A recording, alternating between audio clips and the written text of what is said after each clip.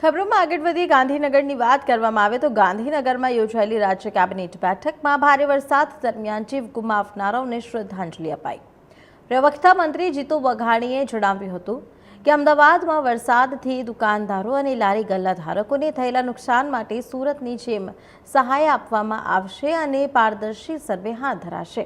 વરસાદ બાદ રાજ્યના 1997 ગામોમાં વીજ પુરવઠો પુનઃસ્થાપિત કરવા 3400થી વધુ કર્મચારીઓ અને 900થી વધુ ટીમોએ કામગીરી કરી હતી। મુખ્યમંત્રીએ વીજ કર્મચારીઓ માટે તમામ સુરક્ષા સાધનો ઉપલબ્ધ કરાવવાની સૂચના આપી છે। કેબિનેટમાં નગરપાલિકા અને મહાનગરપાલિકાના આંતરિક રસ્તો તબક્કાવાર સિમેન્ટ કોન્ક્રીટ રોડ બનાવવાનો નિર્ણય પણ લેવાયો છે। સાથે જ વડાપ્રધાનના આહવાનને અનુસારી દર મહિને 1 કલાક સ્વચ્છતા અને રવિવારે શ્રમદાન કરવા અપીલ પણ કરવામાં આવી છે।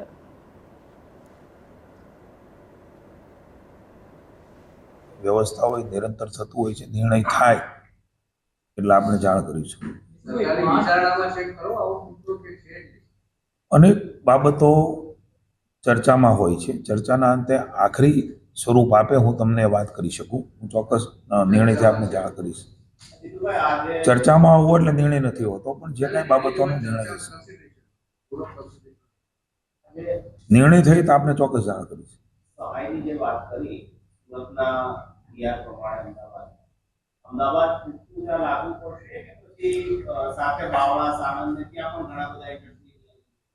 જ્યાં પણ ભારે વરસાદ થયો છે એ ભારે વરસાદમાં જ્યાં આ પ્રકારનું નુકસાન છે, કારણ કે આપણે જાણીએ છીએ કે વરસાદના પ્રકારો અને નુકસાનીના પ્રકારો અલગ અલગ હોય છે।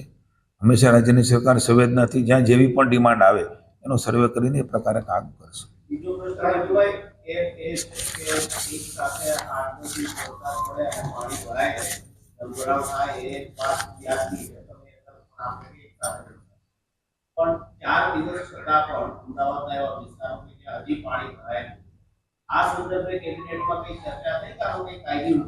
મને એવું લાગે છે કે આપણા માધ્યમ દ્વારા જ મેં જોયું હતું કે મુખ્યમંત્રીશ્રીએ એ ઉચ્ચ સ્તરીય બેઠક અમદાવાદમાં લીધી। ખુદ મુખ્યમંત્રીશ્રી, ખુદ અમારા પ્રદેશ અધ્યક્ષશ્રી, અમારા પાર્ટીના આગેવાનો એ ખુદ આ પાણીમાં ગયા છે અને એમણે એની સમીક્ષા કરી છે, એનો કાયમી ઉકેલ શું હોઈ શકે અને તત્કાલ શું નિર્ણય કરી શકાય।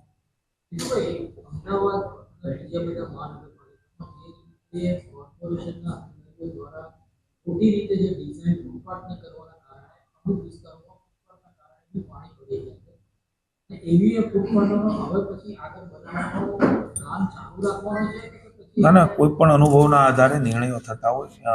આજે માનનીય મુખ્યમંત્રીશ્રીએ નેશનલ હાઈવેમાં પણ જે પાણી ભરાણા છે આપ જાણો છો, એની પણ ચીફ સેક્રેટરીને સૂચના આપી છે કે ત્યાં પણ પાણીના નિકાલ માટેની કોઈ વ્યવસ્થા ન થઈ હોય અને બની ગયા હોય તો એનું પણ એક કાયમી ઉકેલ આવે માટે છે રાજ્ય આખું સર્વગ્રાહી રીતે એ ડિપાર્ટમેન્ટ જોઈ રહ્યું છે કે ભવિષ્યમાં એના નિરાકરણ શું શું હોઈ શકે। કારણ કે એક 45 ઇંચ વરસાદ, એક 35 ઇંચ વરસાદ, એમાં પણ કોઈ નિકાલના કારણે સમસ્યા ઊભી થઈ હોય તો એના પણ રસ્તાઓ કાઢવાનું